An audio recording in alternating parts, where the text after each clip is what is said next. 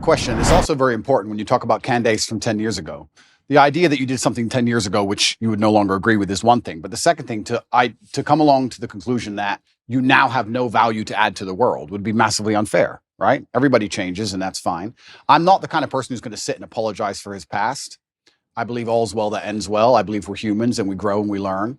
I'd be a fool and I'd be disingenuous to sit here and pretend I was sorry for something I did in the past. And I'm not going to do that. I'm going to be very honest to everyone at home. I've talked at length for a very long time about my history and the fact I used to run a webcam business, and I don't feel guilty for that. I know that's maybe what they want from me. I don't feel sorry for that. I've never hurt anybody. It has nothing to do with my current criminal case. Everybody who worked for me was very positive. In fact, my number one supporters currently online and my best lifelong friends, and some of the letters I got in jail were from people who worked for me at that time. And I had a business, and I'm not going to sit here and try and pretend that I feel guilty or I feel sorry for that. I'm from a low income background. I did what I had to do to survive. And truthfully, all in all, being very honest, I don't think what I did was really that bad. And I want to say that. And I know people are going to lose their minds for it, but I didn't sell drugs. I didn't kill anybody. I mean, what did I do? I found a gap in the market and I helped some people organize some accounts on an internet website. That's what I did. And they're going to try and criticize me and crucify me for the next 100 years because of it, because of clips that were made 10 years ago. I think it's disingenuous. And I don't think anyone actually really cares about the virtue of it, because nobody who was involved in my life back then is complaining about anything. I think it's just an attack on me. And certainly we learn and we grow and we change. But it's very interesting how hypocritical the idea of looking at somebody's life over such a long period actually is. I mean, we can look at Donald Trump, right? Who I'm a fan of. I guess I know you've had your ups and downs with him, but in the conservative sphere, he's pretty well respected. Donald Trump used to own the Miss Universe pageant. Are we going to criticize him? Are we going to crucify him? What about the girls he had in Miss Universe who decided to go on and do Playboy magazine? Is he a bad person now? Why? Now, that's not Christian values, right? People are messy and life is messy. And nothing is completely clean. And this idea that you're going to find somebody and 10 or 11 years ago, they did something which might even be slightly distasteful, not even illegal, and you're going to crucify him forever. I just don't believe that's genuine virtue. I think it's just an attack. I do think what's happening right now is they are wrongly conflating you having run a webcam business, however long it was ago, to the criminal cases happening in Romania. And this is why I interjected in my voice when people were saying, he's not a conservative, he's not a Christian. I don't understand why Christians are giving him a platform. And I'm very sorry to interrupt. I'm very sorry to interrupt you. But yeah, I will say right now, I would never consider myself a conservative from that standpoint. Right. I'm a rational actor. I'm a reasonable person. I'm intelligent. I use my brain. And I guess that makes me align with many conservative issues overall, because the other side have lost their minds. I don't wake up and stand there as a conservative figure. I don't consider myself a conservative figure. I've just ended up aligning with them on a lot of core issues because I'm a forward-thinking, rational person. But I'm certainly not I don't stand up and say, hey, I'm a conservative. I'm not interested in whether the conservative want to embrace me from that perspective or not. I have no interest in that. I wasn't even particularly political until my recent debacle, where I realized a lot of things about the world and how avoiding politics will not save you, unfortunately. Yeah, that's one of the things I pointed out. I said, he's never said he was conservative. He is not identifying as a Christian. So why are we suddenly using that as whether or not a Christian, a conservative can put him on a platform and talk about something that is relevant? And something that is relevant is whether or not you are being wrongly or unfairly persecuted by a government. Yeah. I have spoken on my platform after examining the charges against Harvey Weinstein. He's clearly not a conservative. He's about as far left as it really gets. Yeah. But that doesn't mean that I don't have an interest in whether or not he's guilty or not guilty, and whether or not he was persecuted because of a overtly political movement like Me Too. So I do not like that these things are being conflated, but I want to park that aside because we are going to get into your case and just stick with what you just said about the webcam business. So you say you don't have any guilt for it. I'm not sorry. I don't operate in that frame. I don't think it's an intelligent way for a man to go through life to say, I'm sorry. At a younger age, I did the best I could possibly do, and I did the best I believed at the time. And you grow from it and you learn. And perhaps there's times in your life where you look back and think, well, maybe I would have done this differently, because hindsight's always 20/20. But every rapper sold drugs. Like, you get to a certain stage in your career where you no longer sell drugs and you don't do it anymore, but that's part of the life journey, and life's messy. And I'm not going to sit here and apologize to any conservative who wants to sit me down and try and give me some moral high ground garbage. I'm not going to listen to it. I had a very rough upbringing, a very tough life, and it could have been so much worse in so many ways. I've done nothing illegal. I've never hurt anybody. Everybody who was involved in my life back then are massive supporters of me. And I think it's very hypocritical for someone to sit, look at a situation they were not involved in and don't understand, look at old clips taken out of context, and then tell me and a whole bunch of people who were in my life who were all perfectly happy that something bad happened or something wrong happened. I don't think that's genuine. And for that reason, I'm not going to sit and be preached to by these people who are imperfect themselves. Everybody's imperfect. And another thing that's really important, we talk about Christian values. I also think that I find it very interesting and ironic that I'm somehow the problem and these Christians feel like they need to come and attack me now in the name of Christian values. I think Christianity has much bigger problems than Andrew Tate in some old clips. I think they have much bigger problems that are happening in their churches on a daily. I think you can go to a Christian church in a lot of America and be very disappointed in what you've seen. I don't think I'm the problem with Christianity. And yeah, it's very interesting. But there was a webcam company, and I've talked about it at length on many different podcasts. I had a business. Many girls on there were perfectly fully clothed and would paint pictures or sing and dance and laugh. I've talked about this at length. I've had nothing to do with it for 10 or 11 years, and nobody was ever hurt. And I am not sorry for it. I don't see why I should be. Okay. So the way that I read you, and you can definitely let me know if I'm wrong, obviously, because you are you, is that people that don't come from a lot, me and you, obviously, obviously have different decisions that lay before us in life than people that come from everything or people that come from a very stable household, two loving parents. And this kind of gets into the dilemma. I remember years ago, Tommy Lahren had said something, she's a political commentator in the US, had said something to the effect of, well, you know, Jay-Z used to sell crack.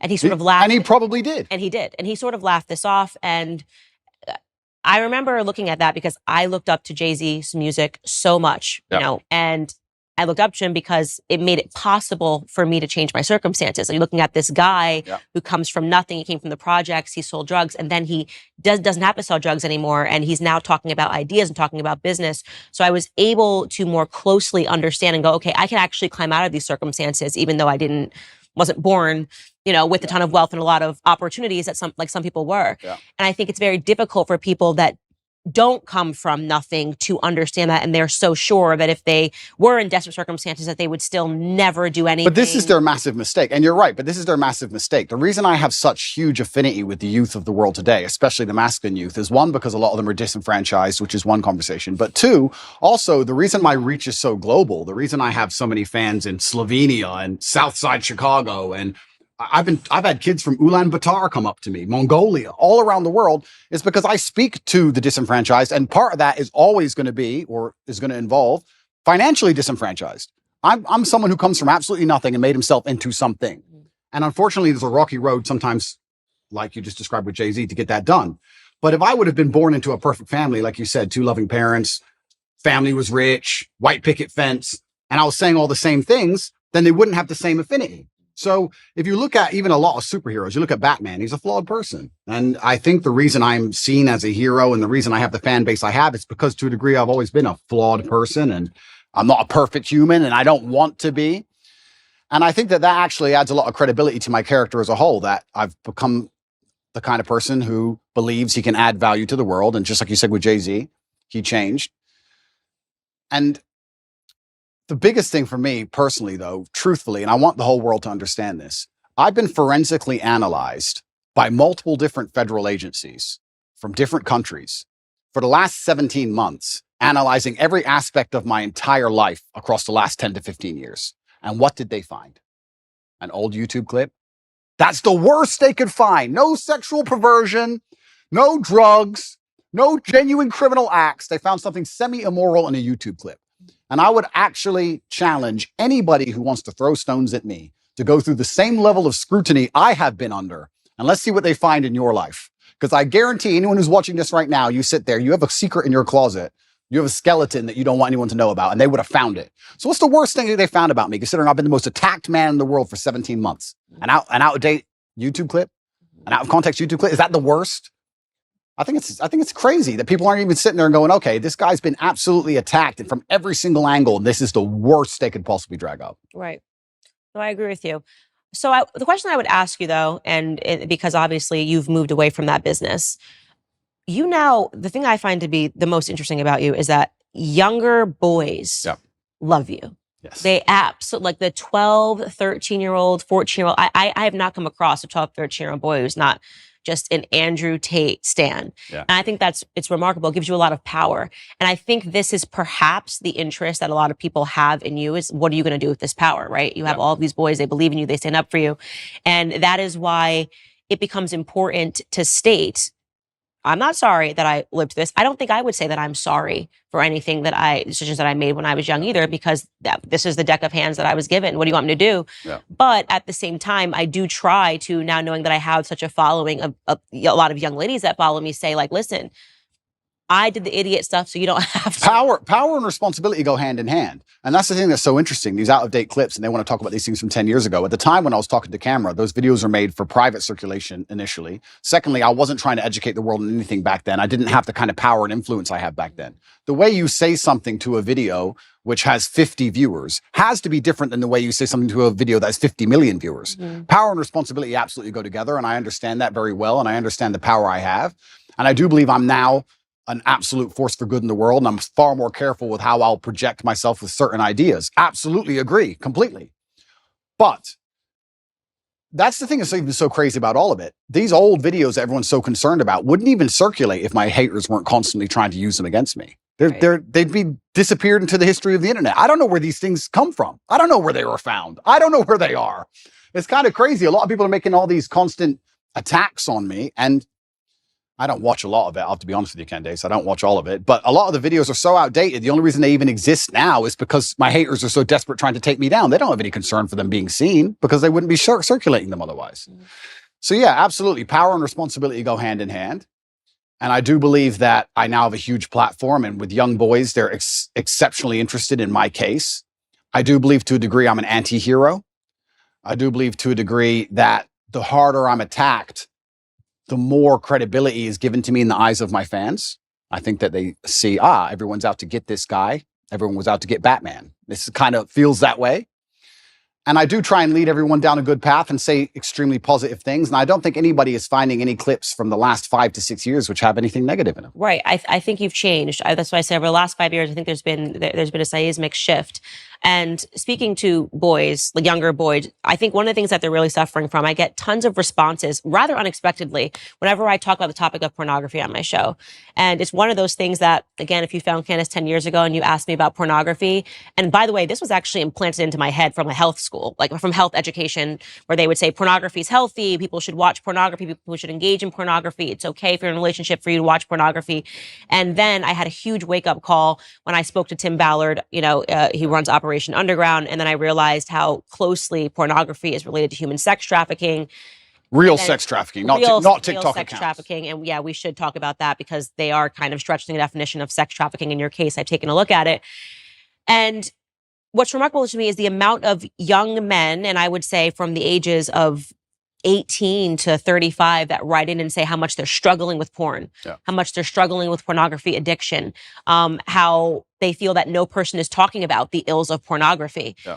And so I just watched this clip of you this morning, sitting next to Adam, 22. You were ever interested in doing your first ever double penetration scene that me and Lena, I mean, I don't want to speak for you, but I feel like, yo, dude, would he be a suitable candidate? Andrew Tate. Can I tap him in? I don't know. No. He looks built.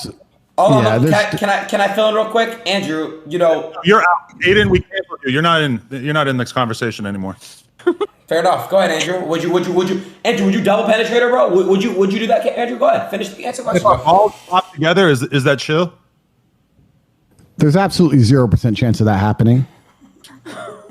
And it's not because Elena is particularly unattractive. It's because she's married to Adam, and I have no interest in degenerate, pointless sex, and I have no interest in making a spectacle of myself or even just involving myself in anything which I deem to be overall haram and pointless. It's just not something I'd be interested in. There's not a single amount of money on the planet you could pay me to undertake. So you were very polite. I'm not going to be so polite. I thought he was an absolute degenerate.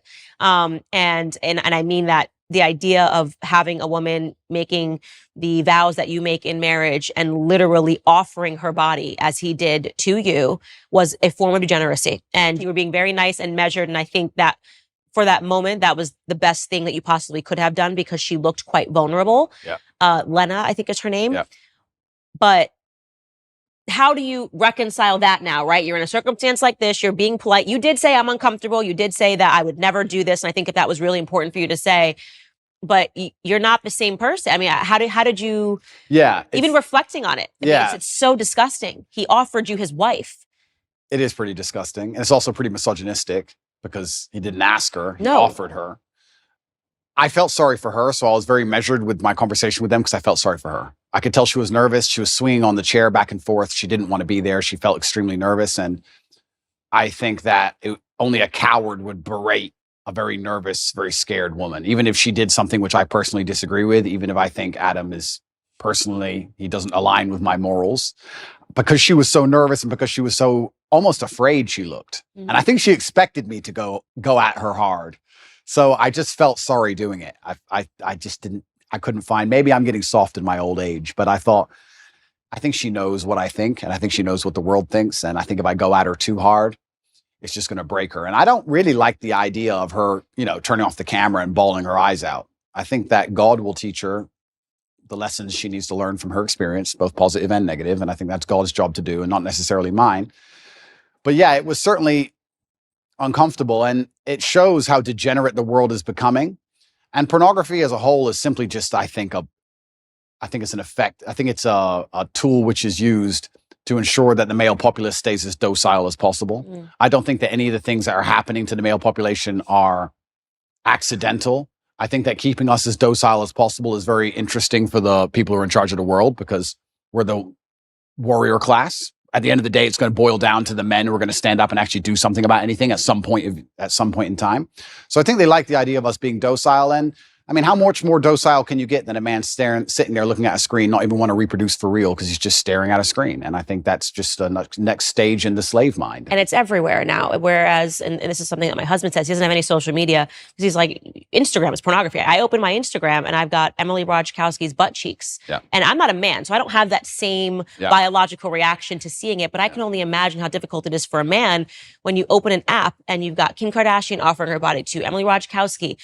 Even if you're walking down the street, I've realized even how desensitized I've become to pornography, because you see an ad for Gucci and for whatever reason, she's got to be completely naked while she's holding the bag. I remember in my lifetime, there were music videos that got censored or banned or can only be played after 10 or 11 at night. And if you watch them now, you'd be like, what? For what? What is that? A bikini? Like, it's nothing. It's amazing how quickly it has degenerated. And yeah, absolutely. And we're all degenerating with it. Like I've realized the fact that I don't have a reaction to seeing the half-naked woman holding a Gucci bag means that I have been desensitized to pornography. And I can only imagine what that does to men. Oh, completely. And but this is what the powers that be want. They want to make sure that the male populace is as docile as possible. And they do that with a large array of weapons. And they do that with a web of tools. And I believe that I'm the counter to that, which is the reason I ended up attacked in the first place. But unfortunately, when you buy into the slave mind programming, you not become the kind of man who can easily attract a woman, because you're not attractive to females as a whole. So how do you satisfy yourself? You end up sitting there staring at a screen, and they convince you that's a good life to live as a man, and that's perfectly fine and perfectly normal. And you don't even get to genetically reproduce. I do also, though, and I want to make this clear, I do believe in absolute and utter self-accountability as a man. I think as a man, everything that happens to you is your fault. Me going to jail was my fault.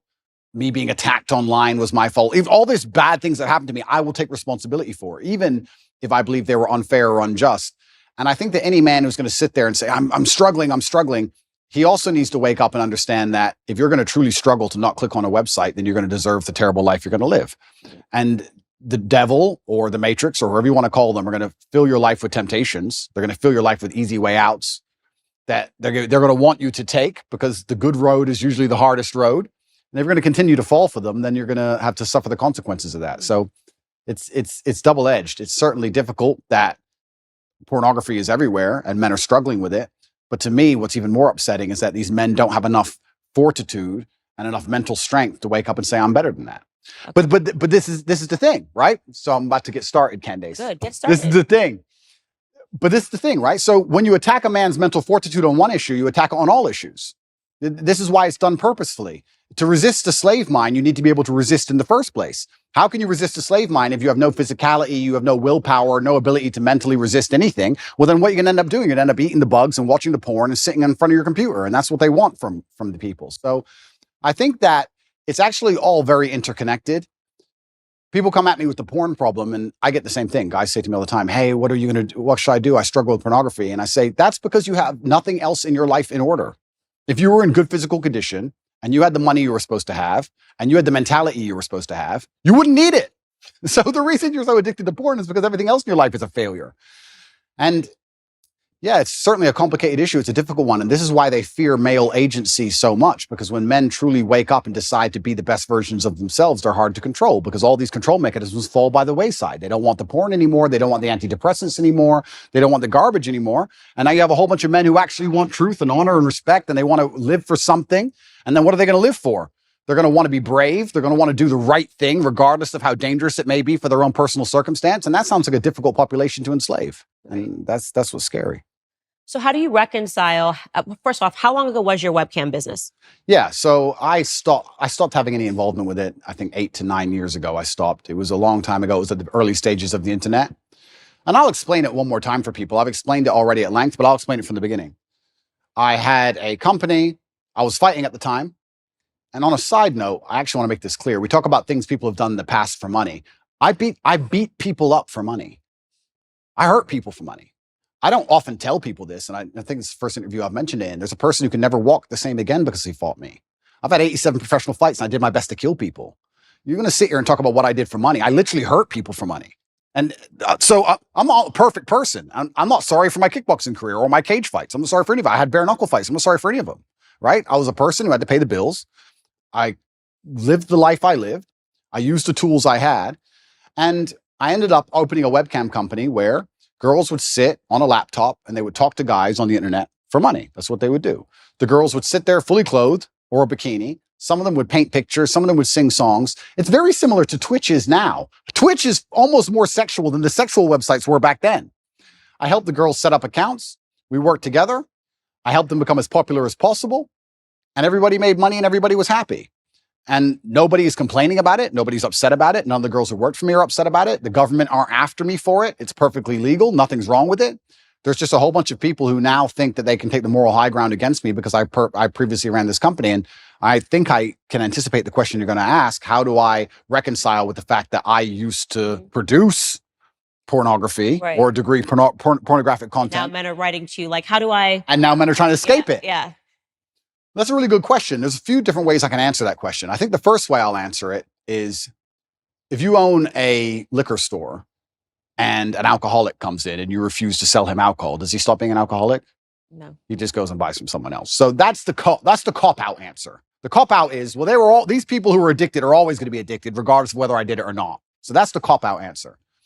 But the second answer I can give, which I think is more detailed and probably more nuanced, is one, I intimately understand the relationship between men and these websites. I've had and seen men give away their life savings to girls they've never met. I've watched and I've seen it. And I actually think a lot of the insights I give, a lot of the things I tell the world about the male mental health crisis, about men being so constantly lonely, about how important it is to build yourself into a high value man, about how money alone is not enough. I explain all these things. A lot of these are lessons from the webcam days. I saw dudes who had a whole bunch of money, no other attributes, and they ended up on these websites spending hundreds of thousands of dollars because they didn't have anything else. So I think I learned a lot of important life lessons, and I do my best to try and pass them on to people.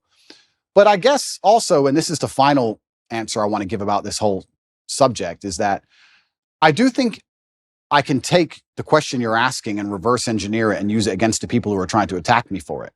My answer to it would be, how do you sit and want to criticize me for being involved in the production of pornography 10 or 11 years ago if you're involved in the consumption of it?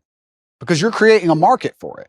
So anybody who wants to sit and say that I did things wrong, that's fine. You're allowed to throw stones. But if you're in a glass house, if you have ever signed up to an OnlyFans account, if you have Instagram, if you're following these models on Instagram who you don't know, who are showing their tits and ass all day, if you've watched porn, if you fancy or think some beautiful woman on a movie, if you're going to live in lust yourself and you're funding this entire industry, you're downstream, you're at the bottom of it. How can you then take the moral high ground on the person who's producing it?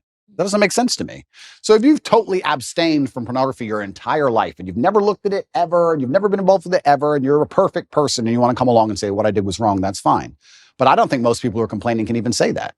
I don't think they can. And I will once again state this, and I state this as a matter of almost fact. The level of investigation I've gone under, the level of forensic investigation my life has been submitted to, most people don't understand. Most people have never been through what I've been through. They've not had their entire life forensically analyzed, every word they've ever said, everyone they've ever spoken to, every WhatsApp chat, everything, head to toe by federal agencies for the last 10 years. And the most they come up with is that I ran a webcam company, which I've already admitted to. That's it. Take these people who criticize me and see how many porn websites they've been on. Get their laptops, see the they've Googled, see who they've spoken to. Like, it's all massively hypocritical. I do understand that some people would hear that and go, oh, you know, he's a bad person, etc. I don't think I was a bad person. I never hurt anybody. I think I could have done much worse things. I know many people from my circumstances who did many things worse than what I did. And all in all, I'm not going to sit and pretend I'm sorry for something I'm not sorry for. And I just want to make it clear to the world that, like you said, people come from different backgrounds and people grow and people change, etc. But I also look at the world in a different way. I think that we're all constantly doing our best. I think I'm doing the best I can right now. When I'm 55, I might watch this interview and think I'm an idiot, right? And I think we're all constantly doing our best. And I did the best I could do at the time. And I don't think it makes sense for me to hate past me for doing his best. I just don't think that's a very constructive mindset. Living a healthy lifestyle can be challenging when you're always on the go. You need simple, manageable routines to make sure that you're getting the proper nutrition every single day, which is why I'm a huge fan of Balance of Nature. Balance of Nature fruits and veggies capsules are a great way to make sure that you're getting essential nutritional ingredients every single day. Through Balance of Nature's advanced cold vacuum process, the vitamins, minerals, and phytonutrients of the fruits and vegetables are preserved so you can get the vital nutrition in each capsule. Balance of Nature is a whole food supplement with no additives, fillers, extracts, synthetics, pesticides, or added sugar. The only thing that's in their capsules is pure fruits and vegetables. They sent a bunch of fruit and veggie capsules to the studio for my team and I to try, and the whole team is feeling brighter, healthier, and more energetic. When you're disciplined enough to take care of your health, you'll reap all kinds of benefits. Make Balance of Nature fruits and veggies a part of your daily diet. Your body will thank you. For a limited time this summer, when you become a preferred customer at Balance of Nature, they're throwing in a free fruit and veggies travel set and giving an additional $25 off your first order. So go to balanceofnature.com and use promo code Candace for a free travel set and $25 off your first order as a preferred customer. That's balanceofnature.com, promo code Candace. Yeah, I think it's really important for conservatives, people that identify and say, I'm a conservative, to recognize that the people, it's not people that are perfect that are bringing people over to our side. I was not brought over to conservative principles by people preaching at me and telling me how perfect their lives were. It was actually people that were much more broken that led me here. Which is fascinating. I got interested in business because of Jay-Z. Yeah. I criticize him all the time now about things that he does. But you're not. I got interested, in Kanye West, him doing a Christian album and things of that nature. You need people that are flawed. You need people that are real. This is the thing. I'm not particularly political. I didn't consider myself particularly political, but it looks like I'm kind of ending up there. And like I said, I'm a realist, which puts me on the conservative side, and I'm not stupid. And I understand very well about the world and propaganda and what they're trying to do to us. So you end up being a conservative by default. But you're a real person if you have flaws. If you want to sit and tell a disadvantaged youth growing up in the south side of Chicago how he's supposed to live his life from your perfectly manicured garden and your white picket fence, you're not going to get through to that person. They don't care what you have to say. It actually becomes a bit of a turnoff. Absolutely. It's like those are things about me that I don't think will ever change, which is why I get your following. I get what people like about you. It's why you say the disenfranchised follow you. And I think it's important for people to understand that. Like, there was no way, and I still have no respect for her at all, but it's why I snapped so hard at the Meghan McCains. I'm like, who the hell are you? What have you done in your life that you think I'm going to take advice? What, you've just been someone's daughter, right? What have you worked for? Absolutely. What have you survived? Tell me something that you lived through in your life that was a struggle. You can't. Yeah. Because your life has been perfect. And so I think it's so foolish to think that I'm going to take a lesson, that I'm more likely to take a lesson from a Meghan McCain, who I don't even think is a conservative. I think she's just a rich girl and got rich in way worse ways than you got rich. What was daddy doing overseas? Yeah. And that's a really amazing point, because we can also look at that, right? Conservatives will sit here and attack me. there are people who are making millions from blowing children to pieces. Yeah. Like, let's get the world in perspective here for a Oh, but second. it's cleaners. They didn't get their hands dirty. Of course. Yeah, I totally agree with you. And that's why I am never the first to bark when someone is suddenly assessing someone's entire life. I'm like, look at you are literally built on the backs of dead Iranian children. Absolutely. And I'm standing up here also, and I want to make this very clear. Like, I've not tried to avoid this judicial process. I've not tried to run away from anything. I'm standing here saying, if I've committed a crime, put me in jail. And if I haven't committed a crime, what can you say I've done? You could argue it was slightly immoral, perhaps.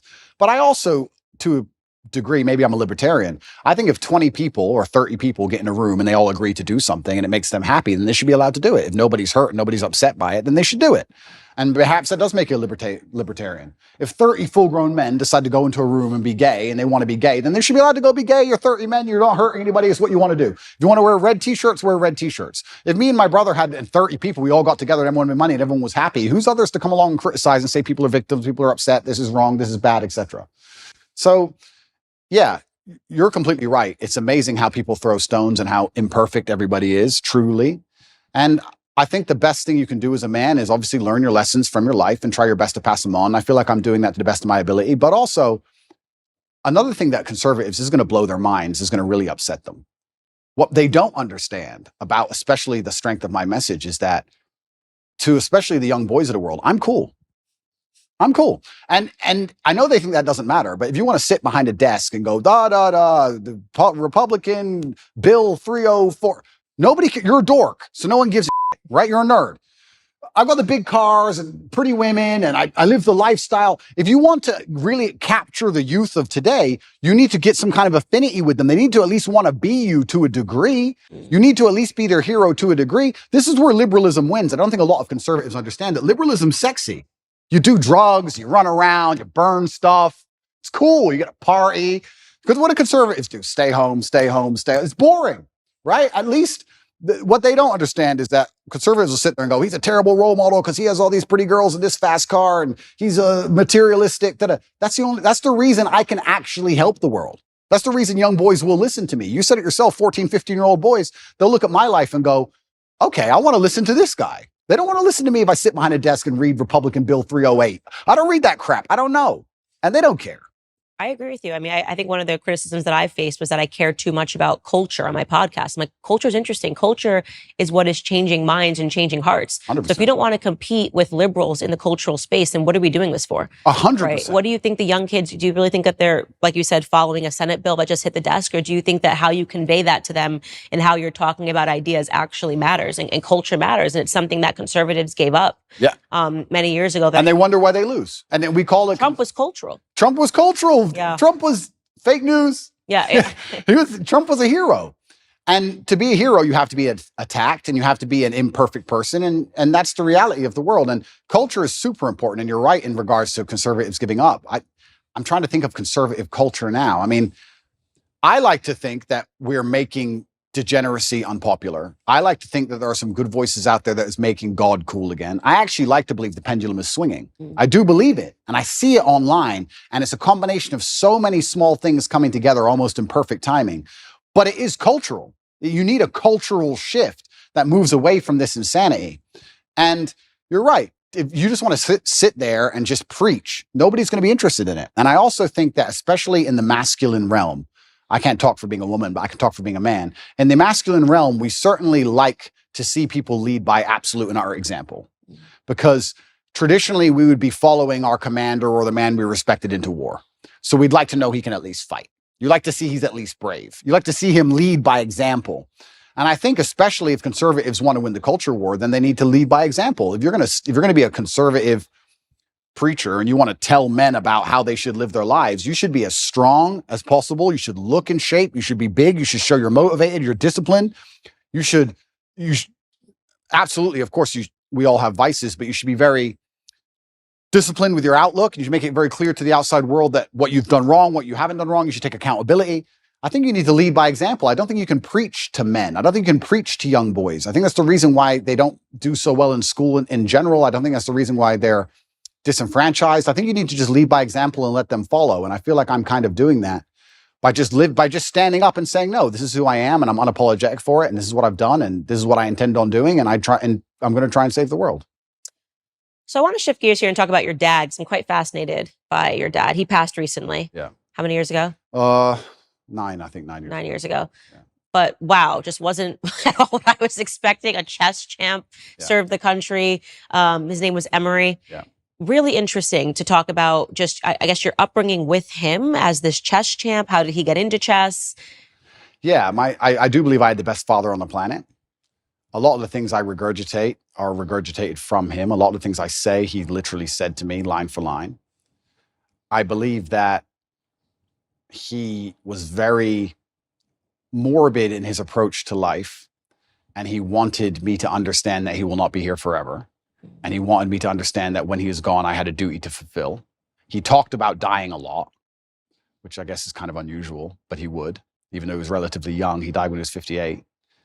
But he was a chess professional. He was a professional chess player. He was one of the best chess players in the world, and what's most interesting about him is he almost predicted the future absolutely and utterly perfectly. He was talking about the Ukraine-Russia war back in 2013, and he was talking about how the gay people can't have children, so they're going to come for your children. Trust me, that's what they're going to do. The children are next. Like, he'd say all these things back like 10 or 11 years ago, and I'd be like, all right, Dad, you're a bit crazy. Calm down.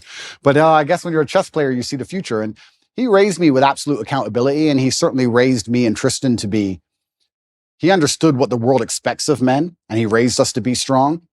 And even when we were in jail, my mother would call, I'd speak to her on the phone, and she'd say, how are you doing? And I'd say, oh, don't worry. And she would say, yeah, Dad raised you for this. Like, we were always raised to be warriors. So I don't think I could have possibly ever had a better father. I'm going to miss him forever. And I think the best thing I can do is be the best version of myself to give honor and respect to him. And I think that's the best thing. Where did he pick up chess? It's quite unusual. He's American. He was American. Yeah. Black American. Yeah. I don't know too many Black American chess players, full stop. Yeah. Where did he pick up chess? He taught himself. And he just read a couple books. I think he read 3 chess books and ended up being one of the best players in the world. And incredible. It's incredible. But it's actually interesting when you talk about, we were just discussing affinity and how people are imperfect people and how it allows you to actually teach things better. My father, towards the end of his chess career especially, made most of his money teaching chess in inner city schools because he's a big Black guy. Mm-hmm. So the children would be like, okay, I'll listen to this man. You're right. So it's amazing how affinity is real, and coming from a certain socioeconomic background is real. And, we all talk about how ridiculous racism is, but also to a degree, pattern recognition is real. I look like him. I can be like him. These things are real. So yeah, he did fantastically well in terms of teaching, especially disadvantaged children. And he taught himself, and I wish I had his mind. I'm not nearly as intelligent as he was. I wish I was. You gotta be real smart to be a good chess player. You've got to be better than smart. I actually think you go beyond the realm of smart into I wouldn't say he was on the spectrum, but you certainly get to a new level of socio interactions. Do you understand? I'd go to chess tournaments when I was a kid, and everybody there would be a world level chess player, and everyone was a bit strange, a little bit. I don't know if it's like that anymore. I see the chess communities now moved online. There's a lot of them playing online, and they seem a lot more normal than the grandmasters I remembered. I remembered old grandmasters, half drunk, ex-KGB, shaking at the board. Yeah, like it was a bit different back then. But yeah, I wish I had his level of intellect. He was certainly the smartest person I've ever known. And even when he died, I got endless emails from people I'd never heard of who just said, I worked with your dad, and I don't think you understand how smart he was. He served America, yeah? He served America. He was in the Air Force, and he was a linguist for the CIA. He joined the Air Force and ended up being a linguist for the intelligence. What other languages did he speak? He spoke Russian, German, Spanish, and English. But officially, he was supposed to speak Russian. He assimilated Russian in 2 weeks. I think he holds the Air Force record. Okay, so he's very smart. Yeah, super ridiculously smart. Yeah. I got an email from somebody when he died, and they said that, I just want to send you an email. You don't know who I am. I was serving with your father in the armed forces. You tell everybody your dad was smart, and they're not going to understand how smart he was. And I want to give you a quick story. I was living with a Russian woman, and I already spoke Russian conversationally when I began the Air Force training to learn Russian. Your father knew nothing, didn't know the alphabet, didn't know nothing. And within 2.5 weeks, he was correcting everybody, including the professor on Russian.